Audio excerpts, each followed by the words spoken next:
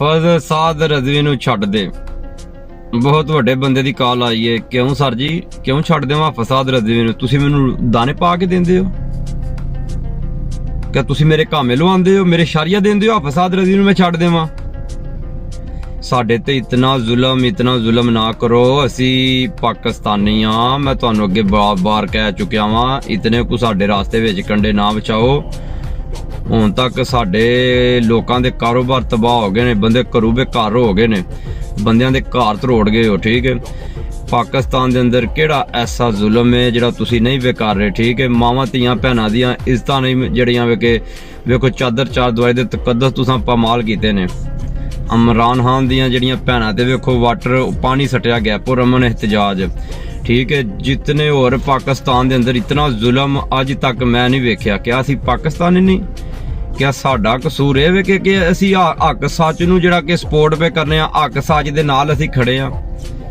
ਅਸੀਂ ਤੁਹਾਡੀਆਂ ਗੱਲਾਂ ਮੰਨੀਆਂ, ਦੀਨ ਦੀਆਂ ਮੰਨੀਆਂ? ਦੀਨ ਤੇ ਪਿਆਂਦਾ ਕਿ ਤੁਸੀਂ ਮਰ ਵੀ ਜਾਓ ਤੇ ਹੱਕ ਸੱਚ ਦਾ ਕਦੀ ਸਾਥ ਨਾ ਛੱਡੋ। ਜ਼ੁਲਮ ਦੇ ਖਿਲਾਫ ਤਾਕਤ ਬਣ ਕੇ ਉਠੋ। ਸਰ ਜੀ, ਸਾਡੇ ਅੰਦਰ ਇਮਾਨ ਦੀ ਅਸੀਂ ਨਾ ਲਾਲ ਦਾ ਸਾਡੇ ਮਾਂ ਪਿਓ ਨੇ ਸਾਨੂੰ ਨਾ ਟੁੱਕਰ ਖਵਾਏ ਆ, ਤੇ ਜਿਹੜੀ ਉਹ ਲਾਲ ਦਾ ਸਾ ਖਾਦੇ ਆ ਨਾ, ਤੇ ਉਹ ਹੁਣ ਨੇ ਗੈਰਤ ਤੇ ਖਾਣੀ ਹੈ। ਫਿਰ ਸਰ ਜੀ, ਅਸੀਂ ਦੱਲੇ ਕੋਈ ਨਹੀਂ। ਫਸਾਦ ਰਜ਼ਵੀ ਨੂੰ ਛੱਡਣ ਵਾਸਤੇ ਮੇਰੇ ਕੋਲੋਂ ਬਿਆਨ ਦਵਾਉਣ ਵਾਸਤੇ ਮਾਰਨਾ ਪੈਣਾ, ਇਹ ਗੂਠੇ ਲਵਾਉਣ ਵਾਸਤੇ ਨਾ ਗੂਠਾ ਵੱਢਣਾ ਪੈਣਾ। ਫਸਾਦ ਰਜ਼ਵੀ ਜੀ ਆਪਣੀ ਜ਼ਾਤ ਵਾਸਤੇ ਹੁੰਦਾ ਨਾ ਮੈਦਾਨ ਵਿੱਚ, ਕਦੋਂ ਦਾ ਛੱਡ ਜਾਣਾ ਸੀ, ਪਿੱਛੇ ਹਟ ਜਾਣਾ ਸੀ। ਫਸਾਦ ਰਜ਼ਵੀ ਉਮਤ ਮੁਸਲਮਾਨ ਦੀ ਤਰਜਮਾਨੀ ਕਰਦਾ ਪਿਆ। ਫਸਾਦ ਰਜ਼ਵੀ ਆਪ ਸਰਕਾਰ ਦੀ ਇੱਜ਼ਤ ਤੇ ਨਾਮੂਸ ਤੇ ਖੜਾ ਜੇ। ਮੇਰੇ ਜੇ 101 ਕੁੱਤਾ ਅੱਗੇ ਕੱਟਣ ਵਾਸਤੇ ਤਿਆਰ ਆ ਫਸਾਦ ਰਜ਼ਵੀ ਦੇ।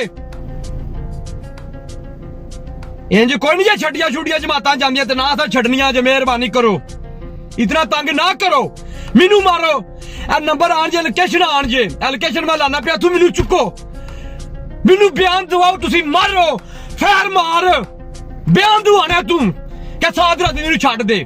ਮੈਂ ਕੋਈ ਨਹੀਂ ਛੱਡਣਾ। ਕੁਝ ਖੁਦਾ ਦਾ ਖੌਫ ਖਾਓ, ਕੁਝ ਖੁਦਾ ਦਾ ਖੌਫ ਖਾਓ।